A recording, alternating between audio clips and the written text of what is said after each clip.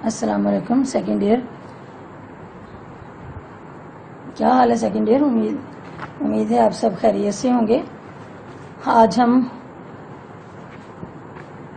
اسلامیت elective کا رکوع number 13 اور آیت نمبر 104 سے کریں گے ترجمہ اور وضاحت تشریح. اعوذ باللہ من الشیطان الرجیم. بسم اللہ الرحمن الرحیم.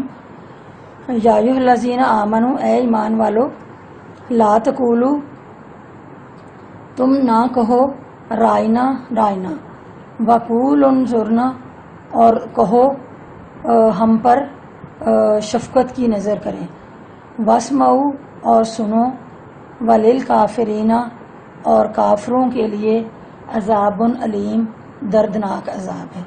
اور کافروں کے لیے دردناک عذاب ہے. یعنی اے ایمان والو تم رائنا نہ کہو اور انظرنا کہو، یعنی ہم پر شفقت کی نظر کریں، اور سنو، اور کافروں کے لیے دردناک یا اذیتناک عذاب ہے. اس آیت میں جو ہے وہ بتایا کہ یہ آیت یہود چونکہ حضرت محمد صلی اللہ علیہ وسلم کی شان میں گستاخی کرتے تھے، اور اس وجہ سے اس موقع پہ یہ آیت نازل ہوئی کہ یہ یہود جو تھے یہ حضرت محمد صلی اللہ علیہ وسلم کی شان میں گستاخی کرتے تھے. جب بھی یہ حضرت محمد صلی اللہ علیہ وسلم کی مجلس میں آتے تو ذو معنی الفاظ بولتے. یعنی ایک معنی جو ہے وہ لفظ رائنا تھا. جب حضرت محمد صلی اللہ علیہ وسلم کی گفتگو کے دوران یہود کو کوئی بات دوبارہ سمجھنے کی ضرورت ہوتی تو وہ یہ لفظ کہتے، یعنی جس بات کی ان کو سمجھ نہ آ رہی ہوتی تو یہ لوگ کہتے کہ رائنا. یعنی اس لفظ کا ظاہری مفہوم تو یہ تھا کہ ذرا ہماری رعایت فرمائیں، یعنی ہماری طرف توجہ فرمائیں، اور یعنی ہمیں دوبارہ سمجھا دیں یا ہماری بات سن لیں. اصل میں اس کا یہ مطلب تھا، مگر اس میں کئی اور بھی اس کے معنی ہو سکتے تھے. جیسے ہم جو اعراب چینج کر دیں تو معنی فرق ہو جاتا ہے. عبرانی زبان میں اس سے مشابہ ایک اور لفظ تھا جس کے معنی تھے کہ سن تو بہرا ہو جائے، یعنی سن تو بہرا ہو جائے. اور عربی میں بھی اس کے ایک معنی رعونت اور جاہل احمق کے بھی تھے. یعنی وہ صحیح لفظ مراد نہیں لیتے تھے، وہ غلط لفظ مراد لیتے تھے، کیونکہ ان کا مقصد نعوذ باللہ حضرت محمد صلی اللہ علیہ وسلم کی شان میں گستاخی کرنا ہوتا تھا، ان کی توہین کرنا ہوتا تھا. اور گفتگو میں یہ ایسے موقع پر بھی بولا جاتا تھا جب یہ کہتا کہ تم ہماری بات سنو تو ہم تمہاری سنیں گے، اور زبان کو ذرا لچک دے کر رائنا بھی کہہ دیا کرتے تھے، جس کے معنی ہیں اے چرواہے کے. یعنی اس کے معنی ہیں اے چرواہے کے. اس لیے پھر مسلمانوں کو، کیونکہ جو ہے وہ عبرانی زبان میں اس کے معنی اور ہوتے تھے، عربی زبان میں اور وہ اوپر نیچے کر کے زبان کو موڑ کر یا لچک دے کر یا اس کا اعراب چینج کر کے جب کہتے تھے لفظ، اس کا معنی جو ہے وہ بدل جاتا تھا. اس لیے مسلمانوں کو حکم دیا گیا کہ تم اس لفظ کی بجائے انظرنا کہا کرو. یعنی انظرنا کہا کرو، یعنی ہماری طرف توجہ فرمائیں، ہماری بات سنیں یا ہمیں دوبارہ سمجھا دیں. اور اللہ تعالیٰ نے یہ بھی کہہ دیا کہ بات کو پہلے سے ہی غور سے سن لیا کرو تاکہ یہ کہنے کی ضرورت ہی نہ پڑے. دوبارہ سمجھائیں یا ہمیں دوبارہ بتا دیں تو تبھی کہتا ہے نا انسان کہ اگر وہ اسے پہلے غور سے بات نہیں سنی ہوتی. آپ دیکھیں کہ کلاس میں بعض بچے انٹیلیجنٹ ہوتے ہیں، وہ غور سے توجہ سے وہ سن رہے ہوتے ہیں بات کو، اور وہ پہلی بات ہی ٹیچر پہلی بار ہی بتاتا ہے تو اس کو سمجھ آ جاتی ہے ان کو. اور بعض بچے ایسے ہوتے ہیں کہ جو ادھر ادھر باتوں میں اور قصے کہانیوں میں لگے ہوتے ہیں، خاص طور پہ گرلز ادھر ادھر کی سہیلیوں کے ساتھ باتوں میں لگی ہوتی ہیں، انہیں نہیں سمجھ آتی جلدی، تو وہ پھر بعض کہہ دیتی ہیں کہ مس دوبارہ سمجھا دیں، چلیں بھی سمجھ آ گئی، ان کو دوبارہ سمجھائیں گے تو پتہ لگ جائے گا. بعض جو ہے وہ کہتی ہی نہیں کہ چلیں تم روٹھے ہم چھوٹے جان چھوٹی، وہ کہتی نہیں ہے. تو اس طرح سے ان کا وہ بات ان پہ واضح نہیں ہوتی. یعنی ایک صحیح مطلب تھا لیکن یہود اس کے کچھ اور معنی مراد لے لیتے تھے. تو یہ غلط فہمی کی وجہ سے رائنا کی بجائے انظرنا کہا گیا کیونکہ وہ اس سے غلط معنی مراد لیتے تھے.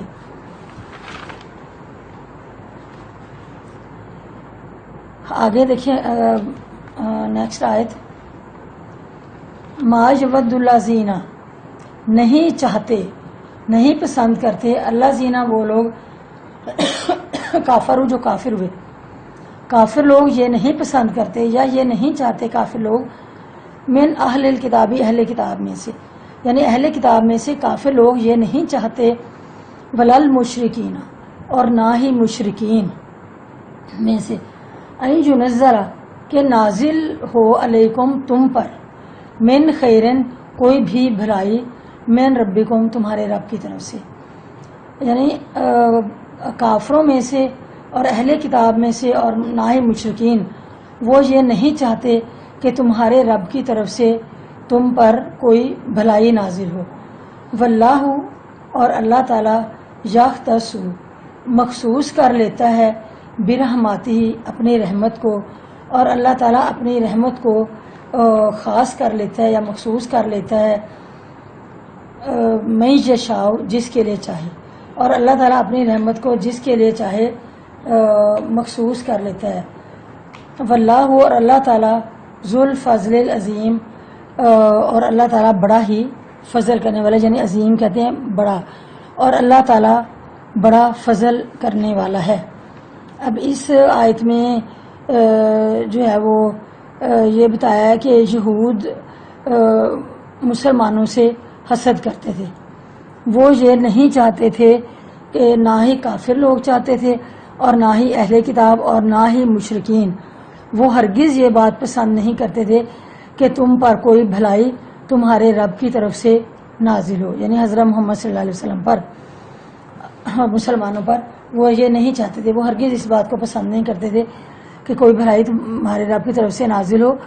اور اللہ تعالیٰ دیکھیں کہ اللہ تعالیٰ جو ہے وہ مخصوص کر لیتا ہے اپنی رحمت کو کہ جس کے لیے چاہے، اور وہ بڑے فضل والا ہے.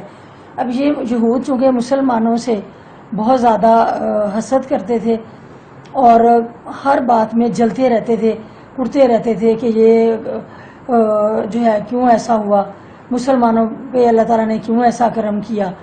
وہ اس بات کو بھول چکے ہوئے تھے کہ اللہ تعالیٰ نے ان پہ کتنی نعمتیں نازل کی تھیں، کتنا زیادہ فضل کیا تھا کہ اللہ تعالیٰ نے 4000 پیغمبر بھیجے تھے ان کی طرف، اور کتنی نعمتیں ان کو دی تھی، ایسی ایسی نعمتیں کہ شاید وہ مسلمانوں کو بھی ایسی نعمتیں نہیں ملی تھیں. لیکن انہوں نے سب سے ناشکری کی اور نتیجہ یہ ہوا کہ اللہ تعالیٰ ان سے ناراض ہو گیا. اب انہوں نے یہ طریقہ پکڑا کہ انہوں نے مسلمانوں سے پھر حسد کرنا شروع کر دیا. اور مسلمانوں سے حسد کیوں کرتے تھے، کیوں جلتے تھے؟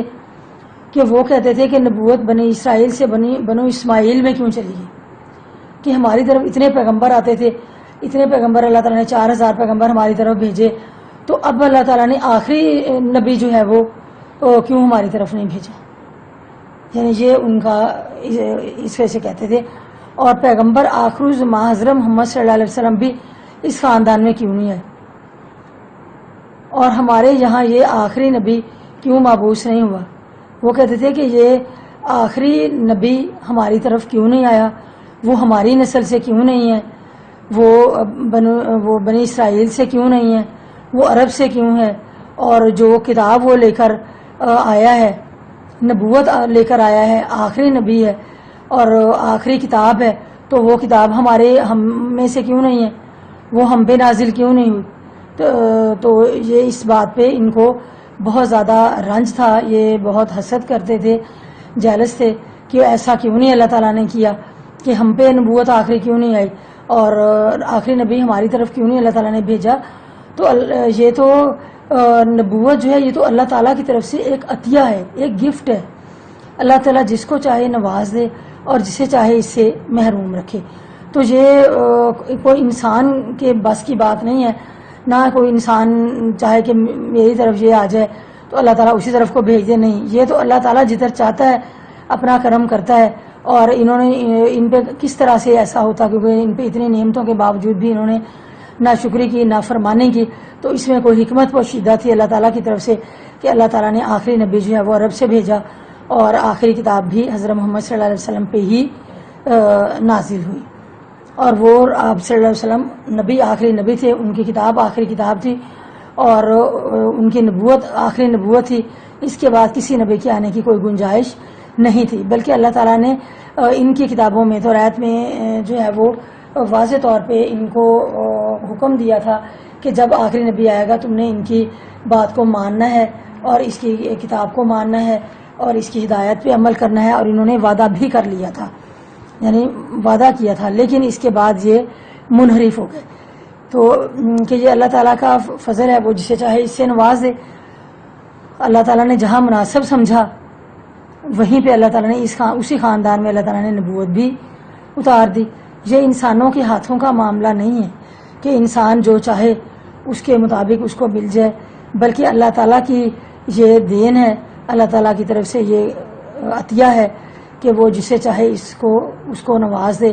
اور تم ان مسلمانوں سے حسد کیوں کرتے ہو؟ آگے دیکھیں نیکسٹ آیت، ما ننسخ، ہم جو منسوخ کر دیتے ہیں، من آیاتن، جو بھی آیت میں سے، او ننسیہا ناتے، یا ہم بھلا دیتے ہیں تو لے آتے ہیں، بخیرن، بہتر، اچھی، منہا، اس سے، تو اسے بہتر لے آتے ہیں، او مثلہا، یا اس جیسی ہی.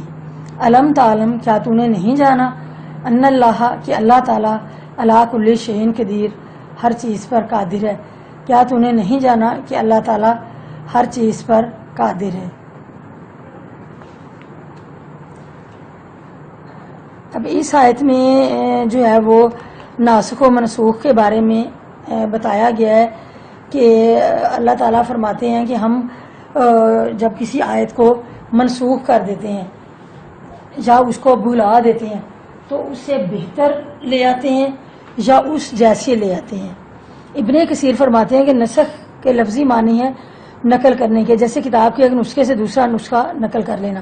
اسی طرح یہاں بھی چونکہ ایک حکم کے بدلے میں دوسرا حکم ہوتا ہے، اس لیے اسے نسخ کہا جاتا ہے. خواہ وہ حکم کا بدل جانا ہو، خواہ الفاظ کا بدل جانا ہو، یعنی چاہے اس کے الفاظ بدل گئے ہیں یا حکم ہی بدل گیا ہے.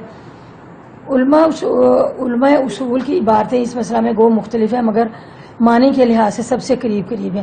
نسخ کے معنی کسی شرعی حکم کا پچھلی دلیل کی روح سے ہٹ جانا ہے.